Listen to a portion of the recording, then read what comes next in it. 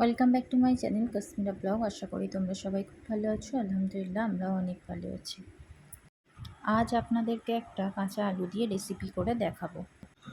মাত্র 10 মিনিটের মধ্যে ঝটপট এটা আপনারা তৈরি করতে পারবেন।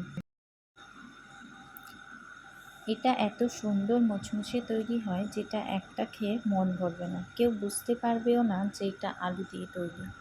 তো আমি এখানে দুটো আলু নিয়েছি। আলু দুটোকে ধুয়ে নিয়ে খোসা ছাড়িয়ে নিয়েছি, সেটা তোমরা দেখতে পাচ্ছ। এটাকে এবারে আমি কেটে নেব। আলুটাকে একটু মোটা করে লম্বা করে কাটতে হবে, যেরম ফ্রেঞ্চ ফ্রাই যেরম হয় ওরকমই। আলুটা দেখিয়ে দিচ্ছি, নিশ্চয়ই আপনারা বুঝতে পারছেন। দেখুন আলুটা কেমন করে কেটেছি। আমি এরমভাবেই সব আলুগুলোকে কেটে নেব। বন্ধুরা, রেসিপিটা আপনারা একবার হলেও ট্রাই করবেন। একদম সহজ একটা রেসিপি। তো দেখো, সব আলুগুলো কাটা হয়ে গেছে। আশা করি বুঝতে পেরেছো সবাই। তারপর আলুগুলোকে ধুয়ে নিয়ে আমি একটা চুপড়িতে রেখে দিয়েছি, যাতে এই ভিতরে যে জলগুলো আছে জলগুলো একটু ঝরে যাবে। আর এগুলো প্রায় 10 থেকে 15 মিনিট ঝুড়িতেই রেখে দিতে হবে।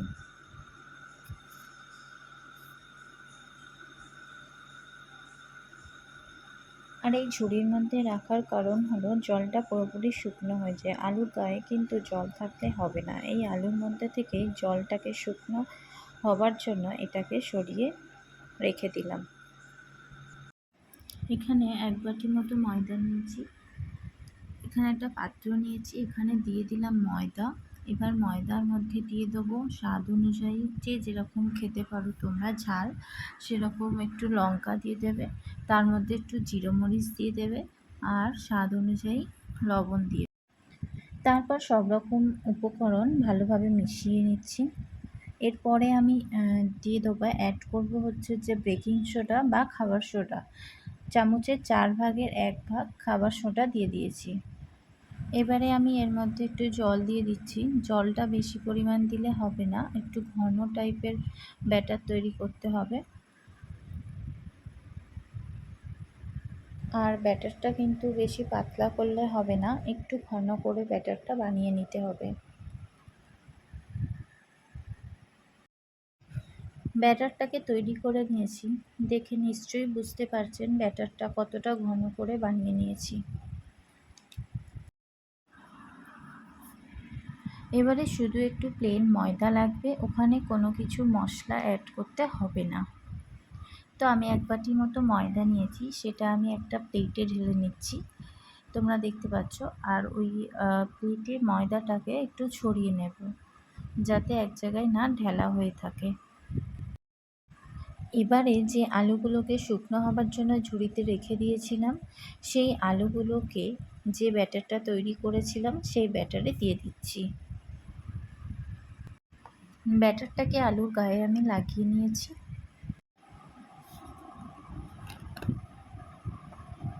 তারপর একটা করে আলুর পিস এই ব্যাটারের মধ্যে থেকে তুলে এই শুকনো যে ময়দাটা রেখেছিলাম তার মধ্যে রাখবো।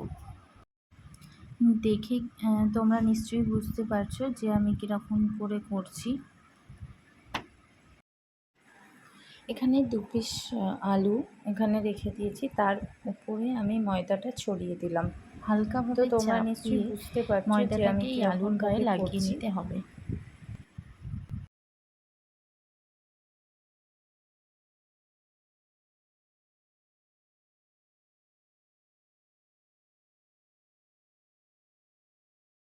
আর এখানে কিন্তু আমি অনেকগুলোই বানিয়ে নিয়েছি, দেখতে পাচ্ছ তোমরা।